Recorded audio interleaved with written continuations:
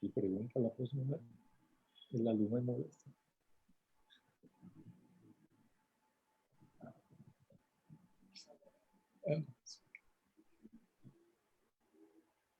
Yes, Dr. Baiju, it's it. We can start.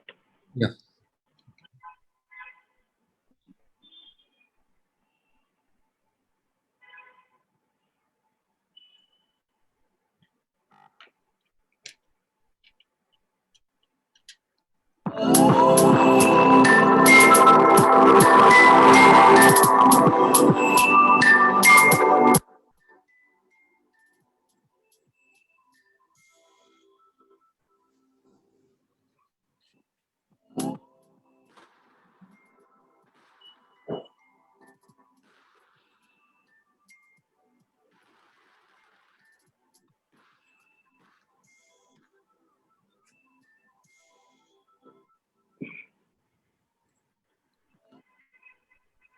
Good evening and good morning from India. Welcome to Senadiban Education Foundation. The purpose of education is to replace an empty mind with an open mind. Actually, I came with an empty mind. Professor DAES is going to make it an open mind. Before that, let me go to the history of Senadiban Education Foundation, which was launched in 2012, Jan 30, at Taj Bhavanta, Trivandrum, by none other than Professor Seon Han Kim from Korea, colorectal surgeon. He released a set of educational DVDs at this function, and then he visited our place. This is our telemedicine hall in 2012. Since then, we had contact classes, contact lectures, and hands-on training programs in our hospital. Because of the COVID, we changed this platform to online platform from July onwards this year. And actually, the logo was released by none other than Dr. Palanivelu. Over to you, sir. Yeah. Thank you, Nisha, and thank you, Baiju, for inviting me to be. Dr. Palanivelu released logo in July 2020. And after that, we started airing live surgeries, having live lectures with eminent faculties, having certificate courses.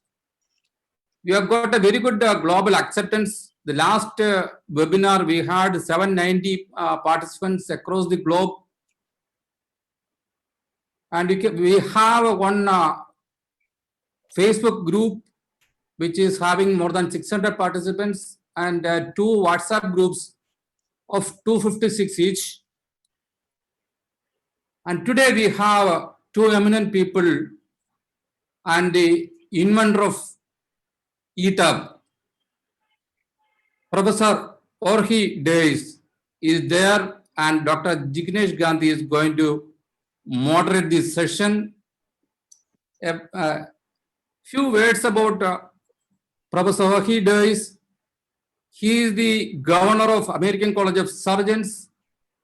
He is the director of minimal access surgery at this hospital in Colombia.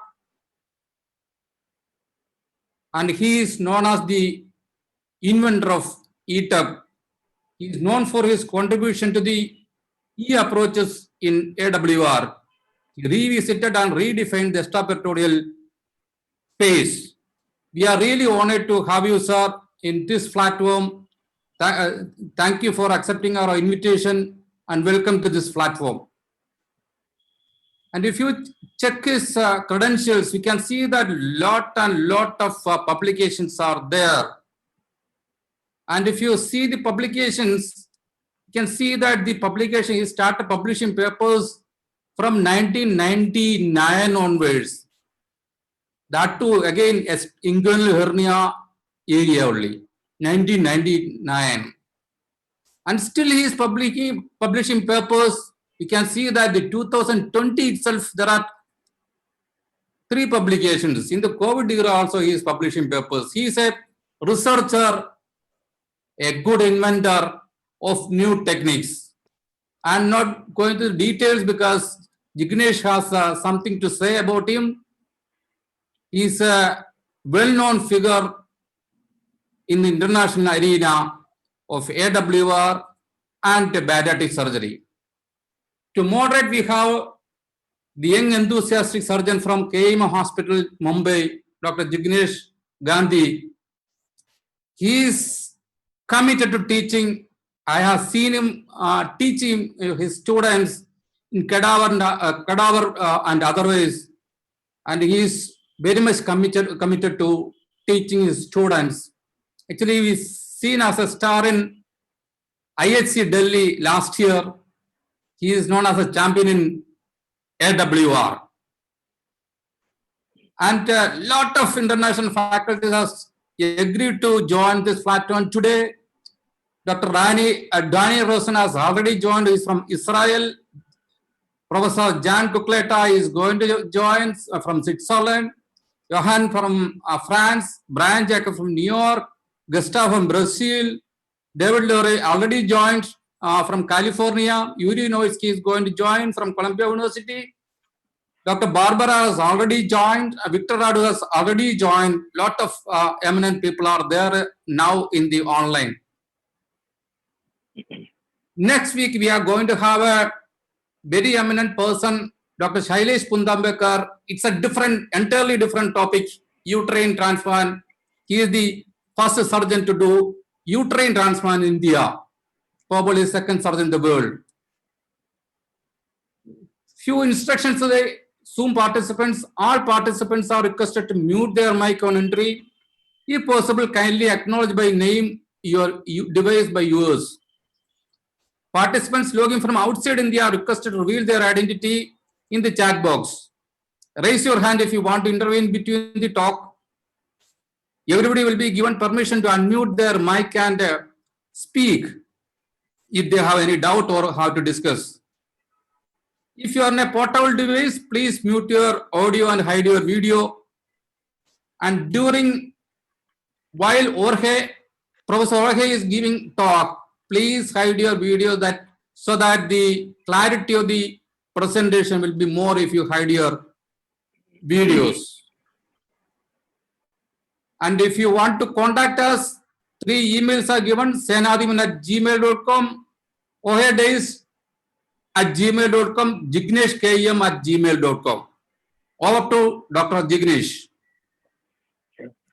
So I will not take much time, and welcome, Professor. Good morning to you, and thanks for consenting for today's meeting. Everyone is looking forward for your talk, and your addition of an additional vowel, which I heard in the SAGES meeting, the E, has made a revolution in the field of hernia today.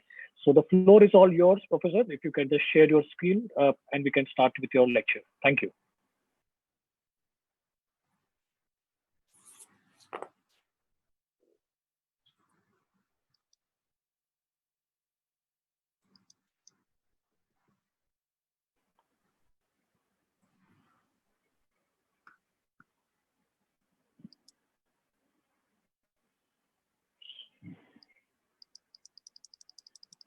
Sorry about that. That's fine. We'll wait.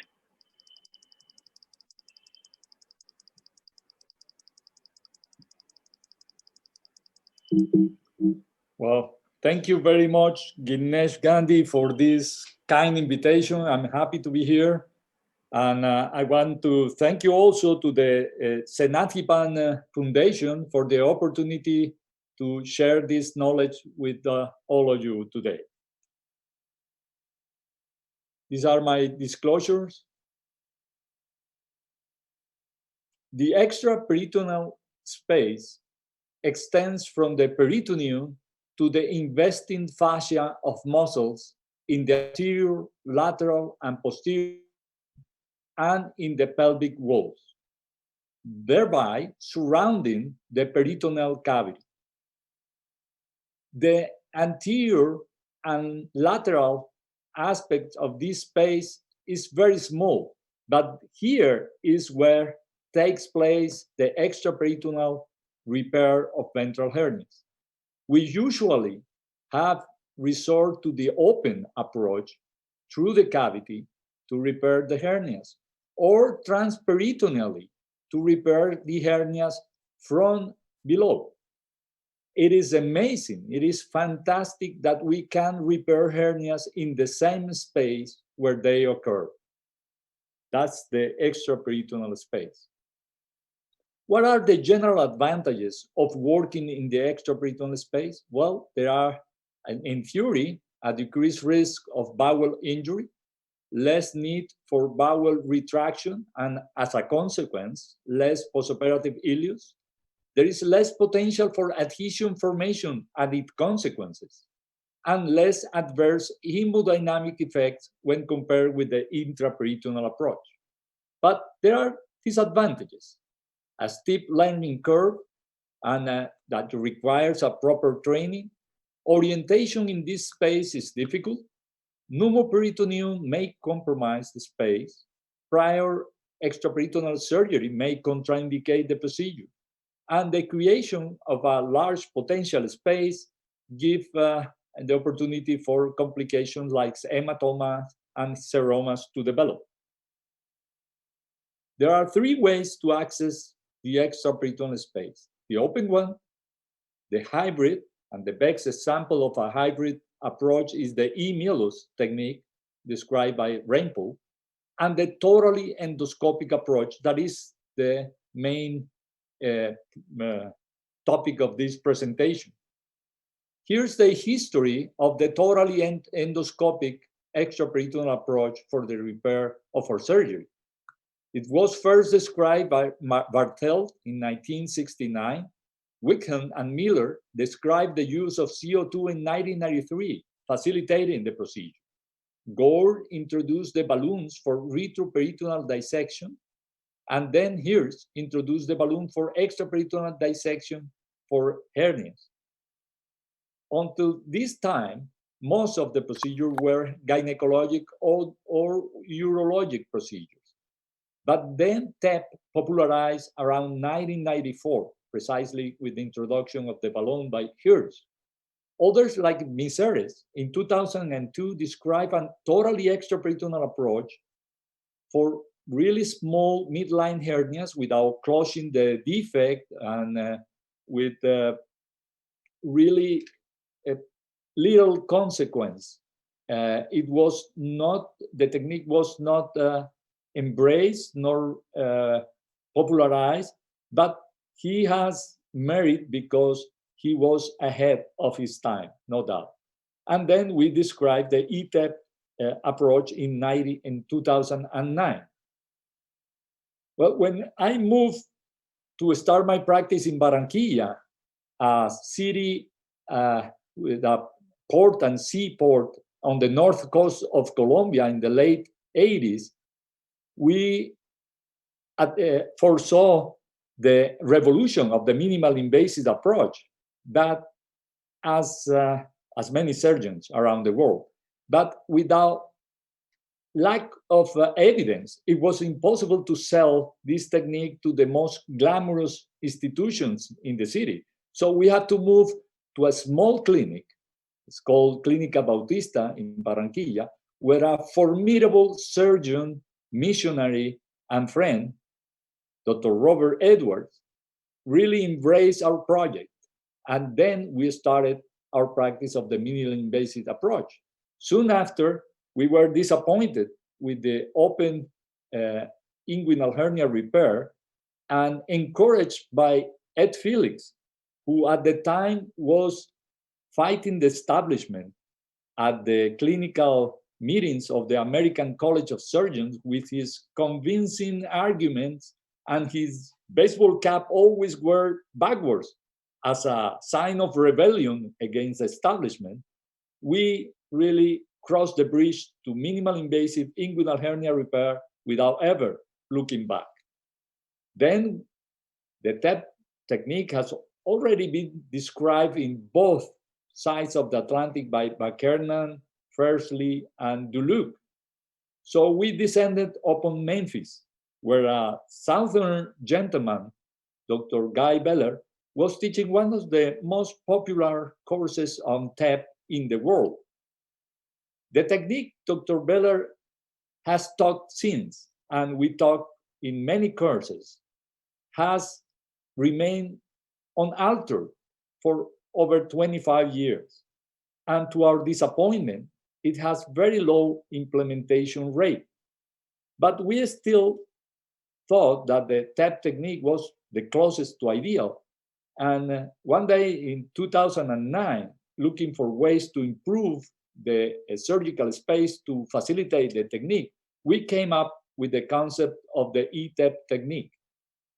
The E, small e, means enhanced or extended view, and we define it as a set of maneuvers and strategies undertaken to enhance a useful extraperitoneal space for the repair of inguinal, ventral, and lumbar hernias. And those maneuvers and strategies are summarized here: a remote access and creation of the space, division of its natural boundaries, flexible port setup, and sometimes a direct access to the preperitoneal space from outside the semilunar line, as you will see. So in a few months, we have performed more than 30 eTEP inguinal hernia repairs, some of them in very complex cases. We published our experience, first in Spanish, and then in English in 2012. We conducted many clinical immersion courses in our region, and we move on to repair other hernias, especially Spigelian hernias and also ventral hernias, M4, suprapubic ones. And we published our first eTEP repair of a L4 lumbar hernia in 2015. But let me tell you that this technique would have been a kind of provincial technique, if not for a group of smart surgeons and friends that we dubbed the Band of Brothers. David Chep, for example, helped us conceptualize eTEP more as a concept than a technique, a way to take advantage of the potential of the extraperitoneal space beyond the known rettious and bogus spaces. Igor Belyansky really revolutionized the field when he described the crossover, a way to go from one rictus space to other. And when he started implementing these techniques with the robot. So he opened the doors really to the eTEP ventral and incisional hernia repair. Yuri Novitsky not only described the posterior component separation TARC technique, but in one of his visits to Barranquilla, he witnessed one of our eTEP operation for inguinal hernia and invited us to publish in his now very popular textbooks of surgery, hernia surgery. And finally, with Brian Jacob at the helm, the international hernia collaboration allowed a worldwide dissemination of this technique. Here, let me show you the traditional TEP technique. The camera in the traditional TEP technique is placed in the red spot, and all the blue stripes you see are possible places for the camera placement on the eTEP technique. These are the instruments we usually use for the eTEP or inguinal hernia repair. And let me tell you, the most important one of those is this. It's an S pediatric retractor. It facilitates the access to the extraperitoneal space. Let me show you how we do it. The first part is devoted all to the eTEP inguinal hernia repair. So here's a video that summarizes our port setup for this technique. The two most common port setup for the eTEP technique are this one, in which the camera port is placed on the flank opposite the hernia site, in this case a left inguinal hernia, and in which the arcuate arch or Douglas line in general does not interfere with the vision of the space. and has the added advantages of a large space and triangulation. And this one, in which the camera port is placed in the upper lateral quadrant of the abdomen, again on the same side of the hernia, this is a left inguinal hernia. And because of the distance the camera has to cover, the arcuate arc sometimes interfere with the vision of the space. In those cases, we divide it, and we are going to show you how we do it. The patient has a left inguinal hernia, and we chose the initial incision, in this case, in the upper left quadrant. The balloon dissector is slided over the posterior aponeurosis and is inflated. And through the inflated balloon, we can observe a direct hernia. We desufflate the balloon dissector and replace it with a 12 millimeter trocar, being careful not to activate the blade. We insufflate the space and infiltrate through the umbilicus. In this case, this is going to be our left working port.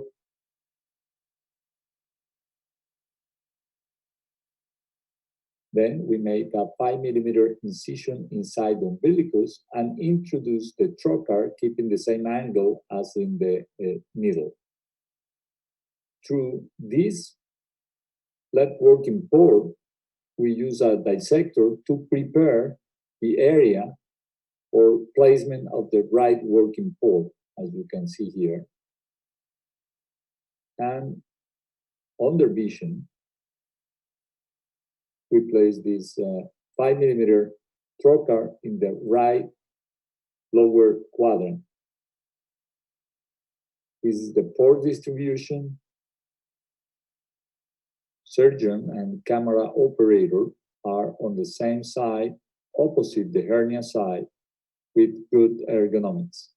Often with this distribution, the arcuate arc is divided, and the way to do it is to dissect peritoneum free from the posterior fascia and dividing the arcuate arc laterally, but medial to the semilunar line. It is the same approach we use for the bottom-up TAR. Using a 5 millimeter camera through the lateral port make this procedure much easier and under perfect vision. Here's an example. A 5 millimeter camera is placed through the lowest trocar. And through the upper trocar, we use the dissector to dissect the peritoneum free from the posterior rictus sheath from lateral to medial. And then we divide the posterior rictus sheath and the arcuate line medial to the semilunar line. We didn't suspect 9 years ago that we were performing a bottom-up TAR. This is one of the most common approaches, is the eTEP from the left flank, in this case for a right inguinal hernia. We follow the steps we described before, but the balloon dissector should go over the arcuate line and then turn to the right. And we try to insufflate the right side while keeping our left hand over the left inguinal region to force inflation on the proper side. Here we're replacing the balloon dissector with another trocar. And please observe here how the arcuate line interferes very little to the vision of the space using this approach.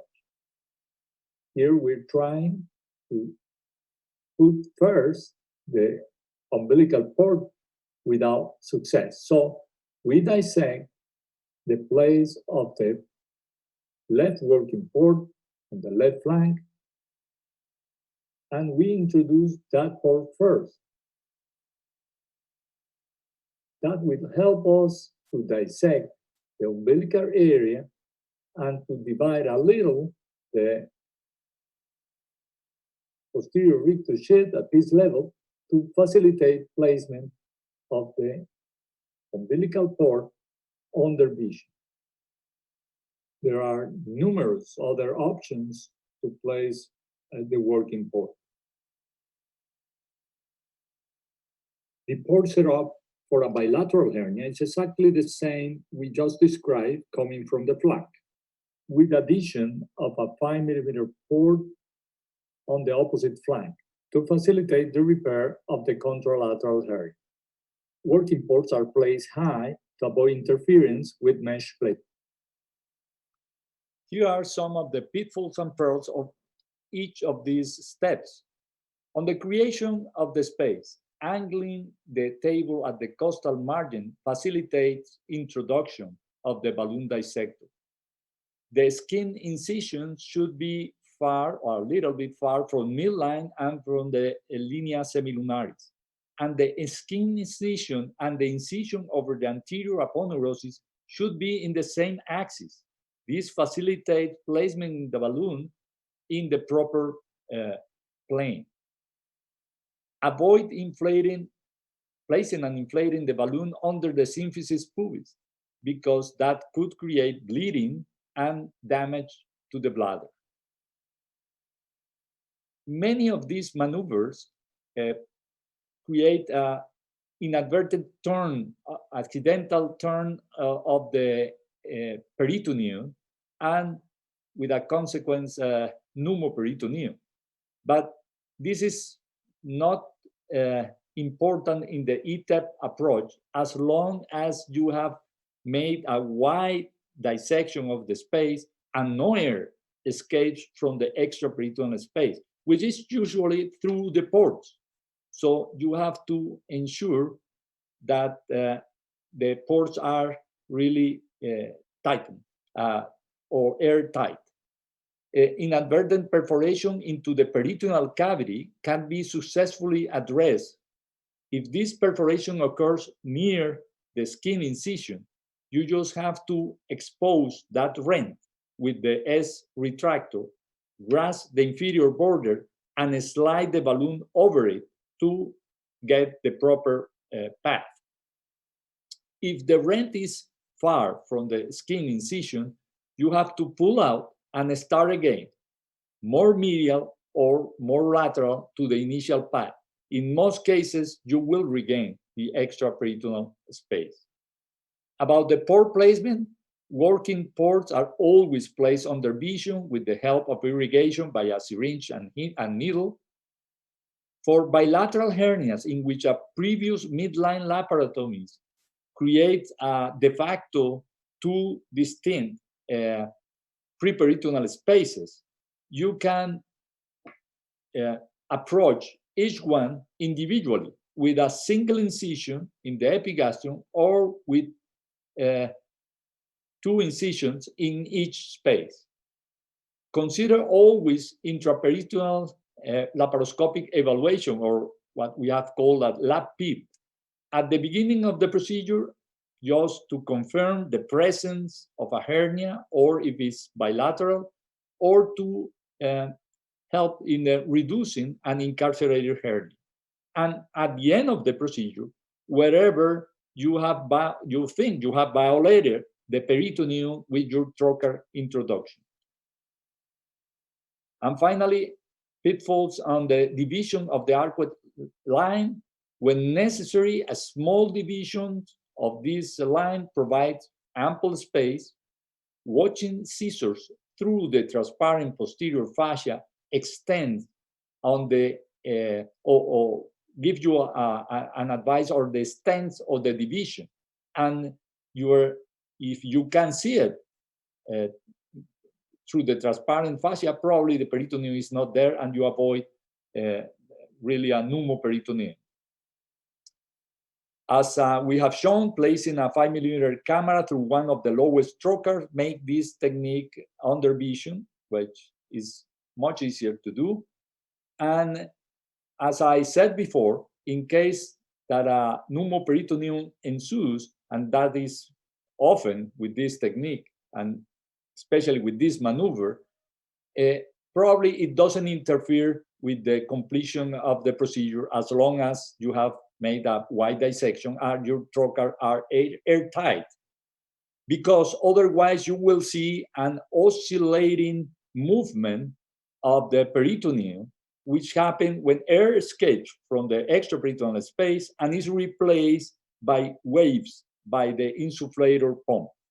So ensure that trocars are airtight, do a wide dissection, and pneumoperitoneum is not going to be a concern with this technique.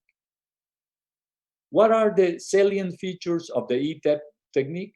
Well, we believe it's a fast and easy creation of the extraperitoneal space, the creation of a large surgical field, flexible pore setup adaptable to many conditions and body habitus, tolerance to pneumoperitoneum, and better ergonomics. But if you ask me, I think the best advantage of the eTEP technique is that it facilitates the implementation of the critical view of the mouth-pectineal orifice. And you can do the eTEP technique for most of your inguinal hernias, as we do, but there are indications for which it is especially advantageous. Those are when you start experiencing the extraperitoneal approach. Most of our trainees has experience in the TAP approach, but little or no experience in the TEP technique, and they find easier to start their experience with this technique.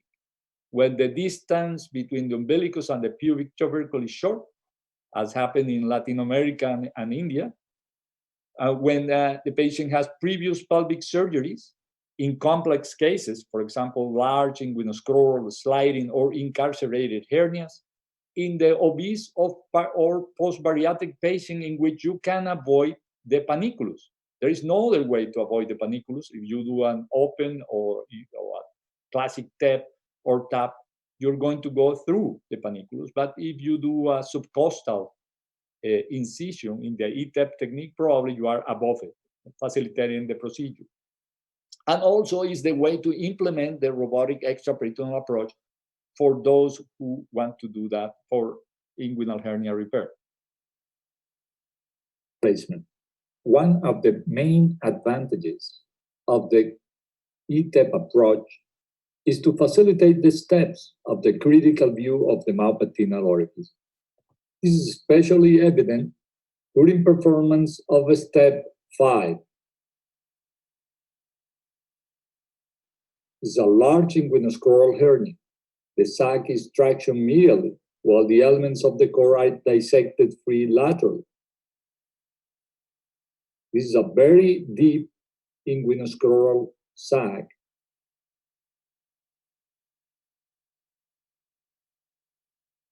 So we first divide the sac.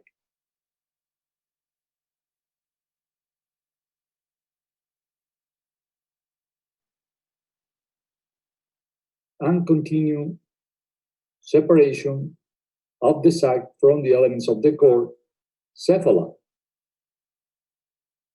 This is what is called parietalizations of the elements of the core. And sometimes, like in this case, should proceed even further cephala to avoid the elements of the core hanging in the middle of the space and placing a mesh tenting over them.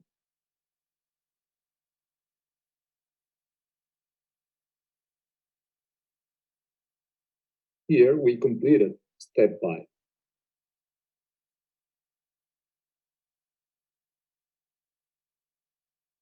Another maneuver facilitated by the eTEP approach is the reduction of the distal sac to avoid or prevent seroma formation.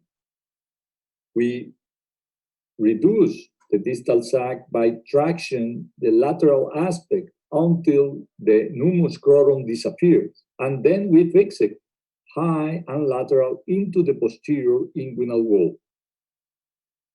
We do it with the barbed sutures or sometimes tacks. This is step 8.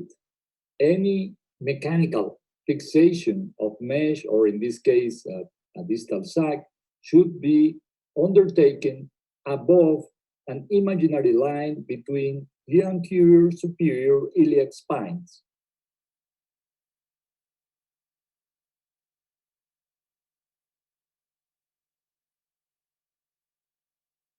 Please observe the distance between the aces and the point of fixation, well above any nerves. The large space provided by the eTEP approach allows placement of very large meshes like this 17 by 15 centimeter mesh. Step 7, one of the less understood steps of the critical view, is also made easy by the eTEP approach. After completing step 6, reduction of a lipoma of the canal, placing a grasper behind the fatty tissue, we place it under tension, and this facilitates division of this fatty tissue without touching the posterior wall. Using very short spark of cautery with low voltage. Remember, nerves are against the wall and not hanging in the middle of the space of these fatty structures. We believe this step facilitates placement of the lateral inferior border of the mesh as a wedge deep into the space, preventing its displacement. It also facilitates mesh integration.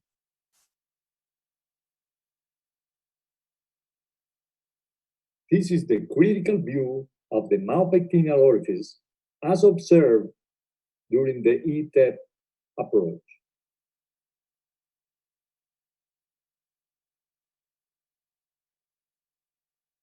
This is a 55-year-old male patient with a 5-year history of falling from great heights. The patient underwent osteosynthesis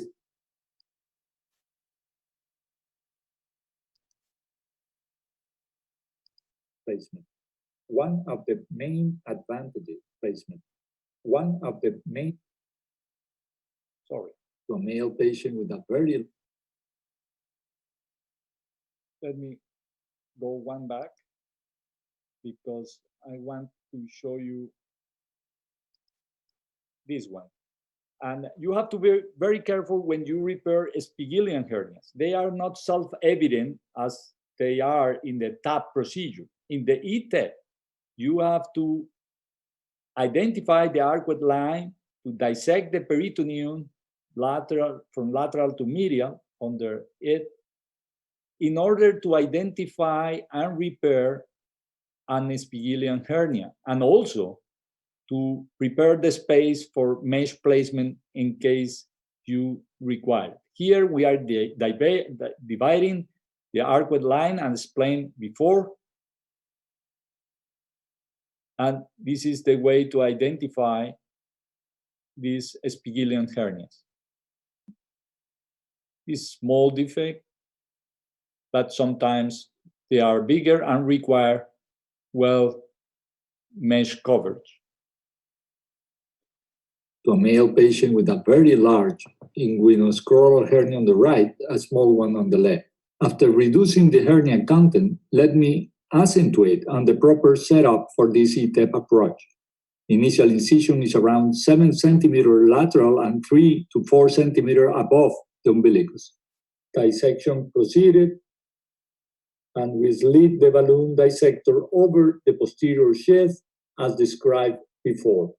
But once we crossed the arcuate line, we turned the balloon toward the right inguinal area. We inflated the right side while keeping pressure on the left side to force inflation of the correct side.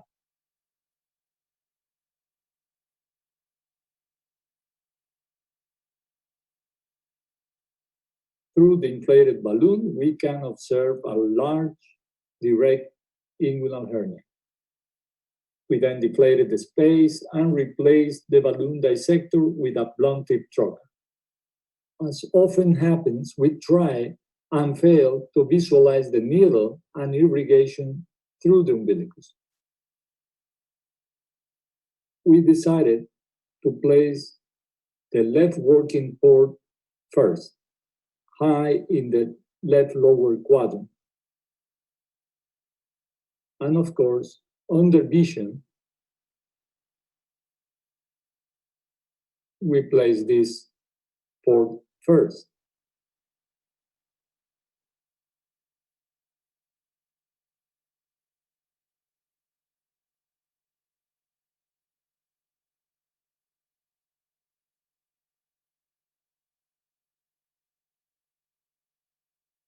Through this port and with the help of scissors, we can prepare now the area for placement of the right working port.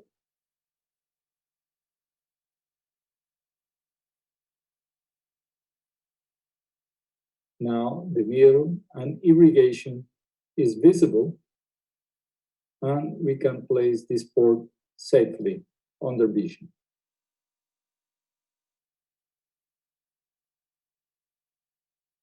Reducing a large direct defect is comparatively easier than preventing seroma formation.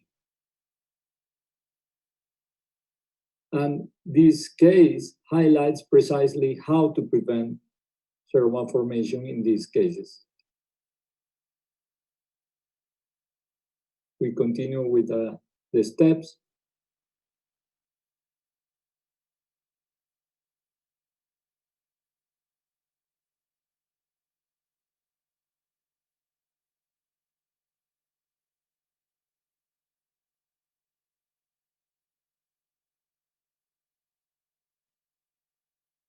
Here is step 7.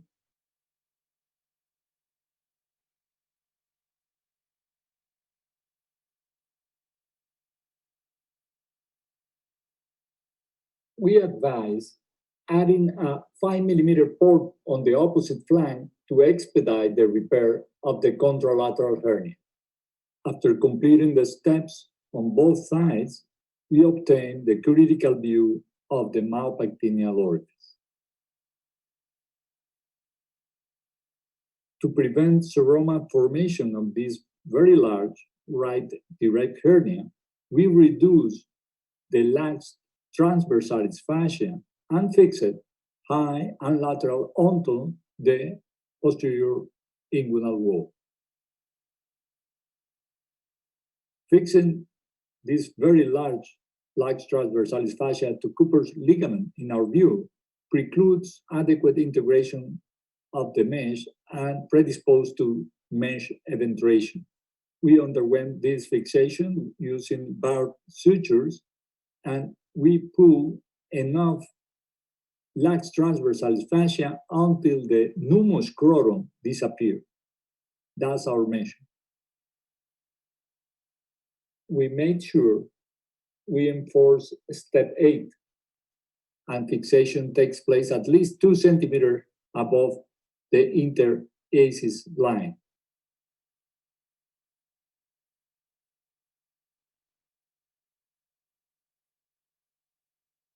As in these large cases, we like to fix the mesh to the Cooper's ligament.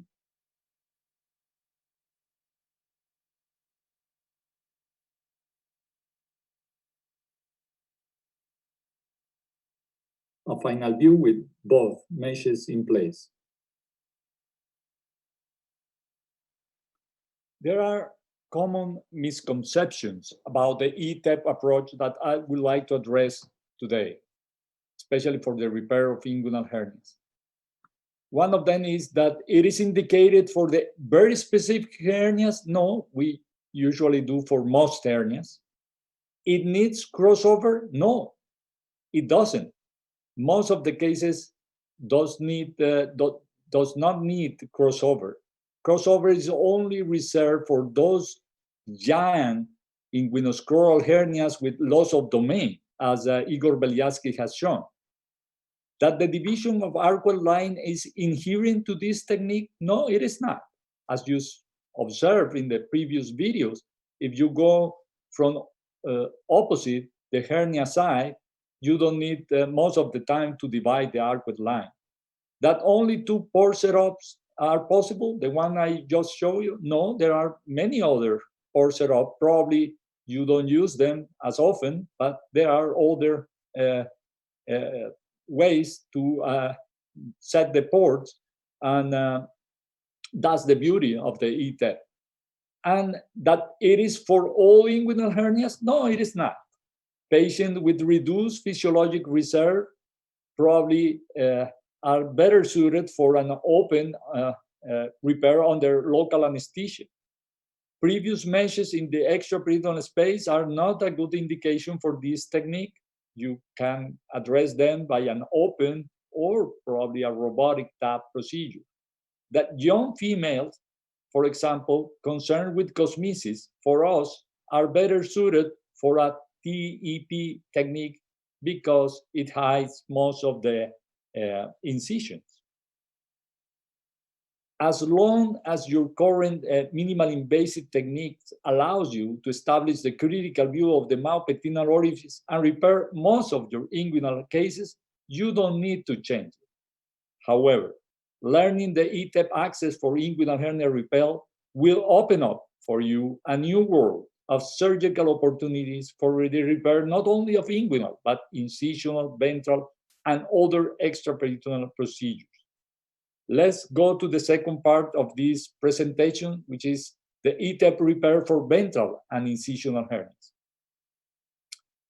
Beyond the advantages we already discussed on working in an extraperitoneal space, the main advantage of the eTEP ventral hernia repair is that it can comply with the modern principles of abdominal wall reconstruction, which are a primary closure of fascial defects under physiologic tension, a wide prosthetic reinforcement of the visceral sac, limited fixation of prosthetic material, and a sublate placement of meshes, although alternative placement are acceptable. And those are minimal invasive and totally extraperitoneal.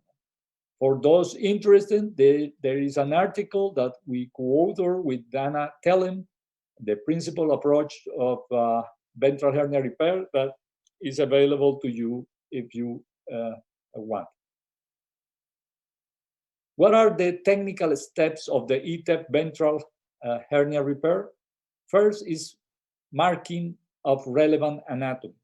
And let me emphasize here in the preoperative marking of the semilunar line under ultrasound guidance. This is a very important step, especially in the early learning curve, because the linea semilunaris is often more lateral than you would guess, especially with large defects. And this will give you a couple of needed centimeters to work in this space. So we always recommend it. The creation of the space is basically what we have described for the inguinal approach, but the pore setup varies according to the place of the hernia, the body habitus of the patient, the old scars and ostomies, and also the bone structures. The crossover is one of the most important steps described by Igor Belyansky. It allows you to go from one retrorectus space to another by dividing the medial aspect of the posterior sheath at least 1 centimeter below its junction with the anterior aponeurosis. Ribs, stoppa procedures or TAR procedures can be undertaken with this technique, or simply direct approach from outside the semilunar line. Posterior layer closure is very important. It prevents internal hernia, one of the typical problems or complication of this technique. It has to be done under physiologic tension with no undue tension, and it shouldn't involve the posterior sheath. It's not necessary, it's not a supportive layer. It's only a layer to separate the mesh from the intraperitoneal organs. The anterior fascial closure should be undertaken. It is much easier to do it robotically. For those who are studying this technique, there is no problem doing a hybrid approach and using the open small incision to help you do the closure easily and faster. The drain is optional. It should be placed if it's needed, and I mostly recommend it for those eTEP that extends lateral as a TAR. These are examples you have already seen many times. This is from Dr. Radu. This is the upper portion for inferior hernias, middle portion for middle hernias, and the inferior portion for upper. But let me tell you, we have been more and more performing this lateral approach, probably inherited from the robotic colleagues that have shown you that has shown us that it's very flexible, even for hernias that are a little bit high or lower. And with only 3 ports, we can perform most of the midline or address more of the midline hernias. Here are some illustrations to show you the crossover, how a rib stoppa after crossover can be extended unilateral as a TAR procedure by dividing the posterior lamella of the internal oblique and the transverse muscle, or bilateral, as you can see here, obtaining a really wide space. And for lateral hernias, let me tell you, eTEP is one of the best indication for eTEP access for ventral hernia repair is the lateral hernias. We select those cases that are amenable for endoscopic approach. For those lateral hernias close to the semilunar line, L1, 2, and 3, we can perform a unilateral ribs, stoppa, and unilateral TAR without doing crossover. For those L1, 2, and 3 that impinge upon the semilunar line or are associated with other ventral defect, we perform a traditional eTEP rib stoppa crossover, and unilateral or bilateral TAR is needed. For lateral lumbar hernias, L4, we prefer a direct approach from lateral from the semilunar line. Let me show you some cases so you can understand. This is an L2 hernia, but it is separated from the semilunar line. Therefore, we can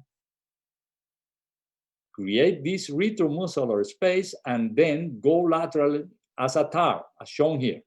This is the same defect. We do a unilateral ribs, unilateral TAR, and we have enough space to correct this hernia and to place an adequate size mesh. What about this one? This one already impinged over the semilunar line, so it is not easy to address this with a unilateral rib stoppa, especially if it's associated with an M defect. So in these cases, we prefer to do a traditional rib stoppa with crossover and probably a unilateral TAR, as shown here. Rib stoppa with crossover and unilateral TAR allow us to repair these 2 hernias. What about this L4 hernia? Well, you don't need to go medial to the semilunar line. You can go directly from outside the semilunar line with a balloon, with an OptiView, or better yet, if you're starting your practice with a Phillips approach, with a small 5mm port inside the abdominal cavity, directing your extraperitoneal dissection. As shown here, we go directly from outside the semilunar line. This is the same approach we do for triple neurectomy. Well, there are many combinations, as you can see, for the repair of ventral hernias, and discussing those in detail is beyond the scope of this presentation. What about the evidence and implementation of the eTEP for ventral hernia repair?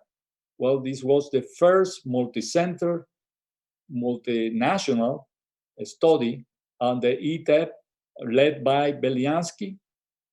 We studied 79 patients, most of them obese. 34% of them had prior hernia repair, and not very small hernias. They have a mean defect area of 132 square centimeters, with a mesh area size of 634 square centimeters. And this is remarkable, 52% of them require a TAR procedure. At that time, we started fixing most meshes with fibrin glue. We don't do it anymore. We don't use any fixation in most of the time.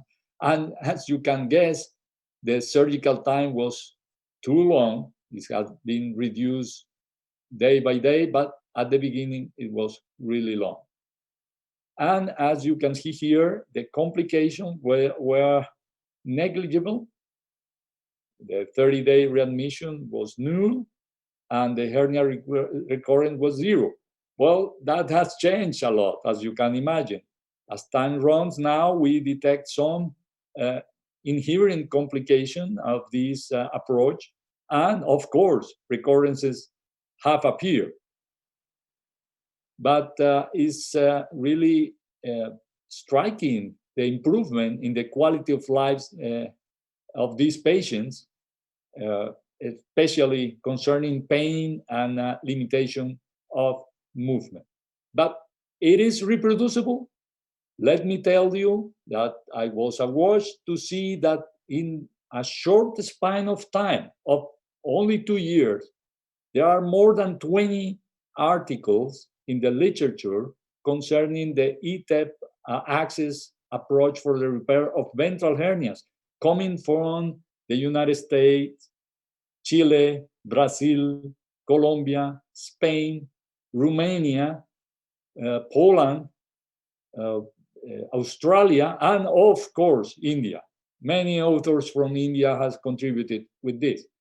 Igor and I were a little bit concerned of this widespread implementation of the technique because it's a very difficult procedure just to be so fastly accepted.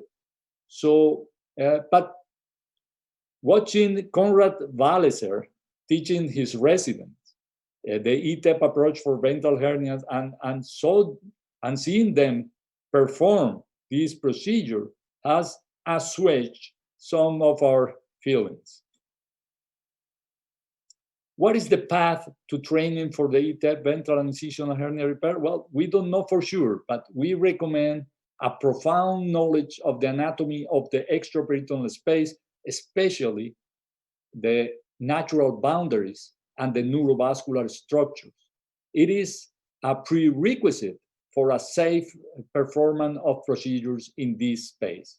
Of course, revision of literature and videos, and hand-on courses that ideally should be in the cadaver model.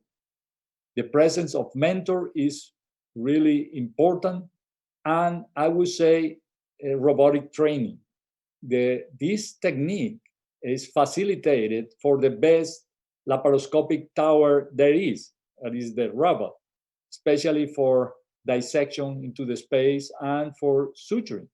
So if you have it available, it's worth it to do it robotically. There are intrinsic complications of this approach that you have to be aware of.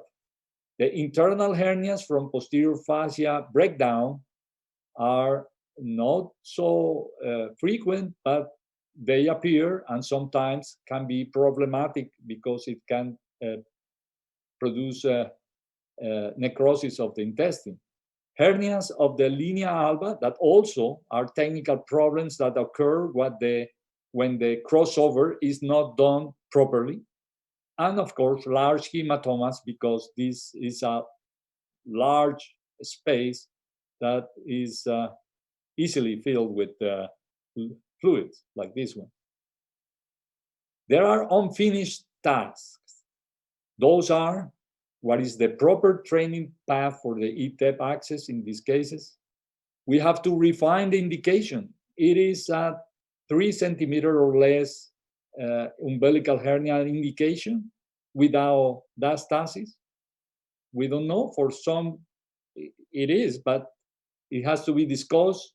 Probably is an overkill for those indications, is my belief. The reproducibility is also an unfinished task. We have to follow those studies long-term to see if it's really safe and effective. The discussion about TAR use and overuse, it hasn't ended. And also on the aesthetics consequences of the eTEP probably is not the most aesthetic surgery, for example, for a large diastasis. And probably there are other options if you are looking at cosmetic result. I want to invite you, all of you, to join me in a voyage to the confines of the extraperitoneal space. The port setup for the eTEP access approach is flexible. It depends on the type, size, and location of the hernia, scars from previous procedures, and the body habitus of the patient. One of the most frequent sites for the initial incision is in the upper left quadrant of the abdomen. Usually a 12mm incision is made and the anterior aponeurosis of the rectus muscle is exposed and incised.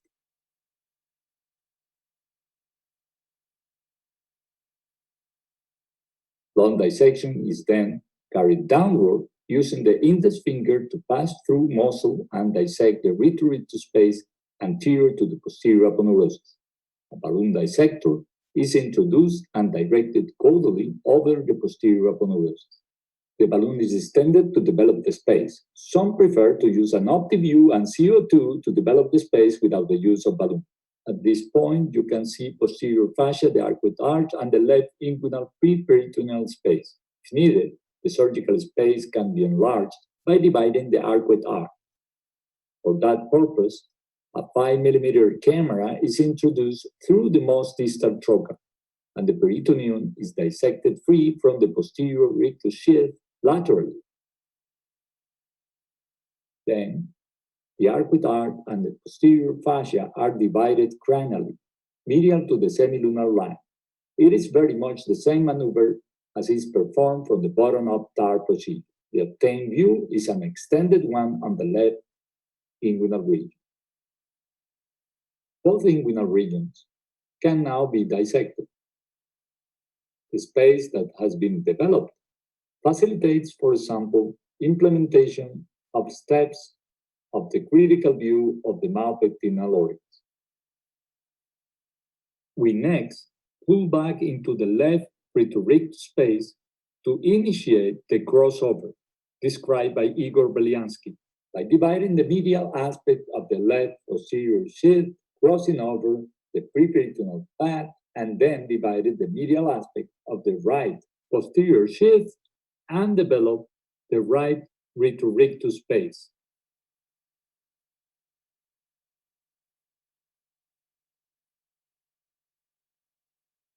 With the camera now in the upper abdomen, we can see the surgical space for the ribs stopa technique. Observe the retrorectus spaces at each side and in the middle of the preperitoneal space. By turning the camera upwardly, we have a cephalad view of the same space. We continue our dissection in the preperitoneal space under the xiphoid process. As we proceed laterally, the diaphragm becomes evident. In these images, courtesy of Dr. Lu, in a very large subxiphoid hernia, he's extended his dissection further cephalad.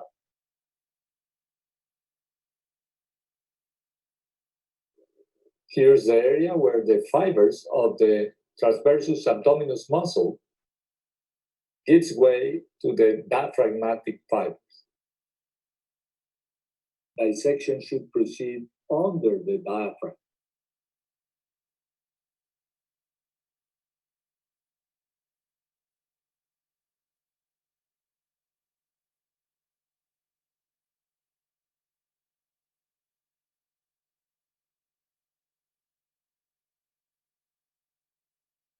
On the right side, we observe the same area where the transversus abdominis intermingle with the diaphragmatic fibers.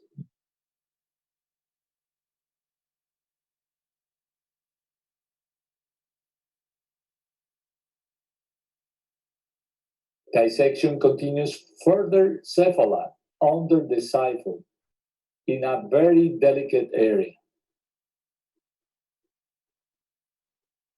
to expose the central tendon of the diaphragm. And through this, you can observe the pericardium. The extraperitoneal space has been dissected all the way from the pubic tubercle to the central tendon of the diaphragm at midline. Now we're going to expand the extraperitoneal space laterally as a posterior component separation TAR procedure by dividing the posterior lamella of the internal oblique aponeurosis and the transversus abdominis muscle medial to both the neurovascular bundle and the semilunar line.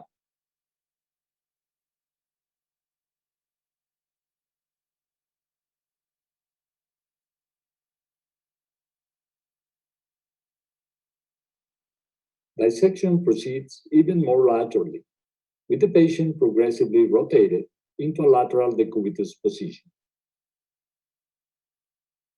The extraperitoneal dissection has proceeded so lateral to reach the psoas, the quadratus, and the iliacus muscles.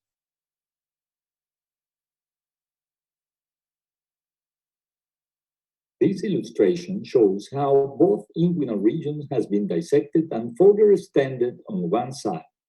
The retrorictus space has been turned into one space by the crossover, and the extraperitoneal space has been extended laterally by a TAR procedure. eTEP access for these maneuvers has taken place medial to the semilunar lines. eTEP access to the extraperitoneal space can be performed directly from laterally to the semilunar line with the patient in a lateral decubitus position. This access can be performed with an OptiView trocar and CO2 dissection, or using a balloon dissector to identify and repair a lumbar hernia or perform a triple-norectomy.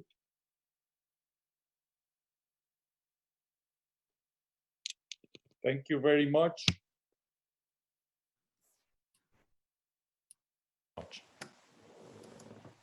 Thank you, Professor. And talk by Jorge DAES.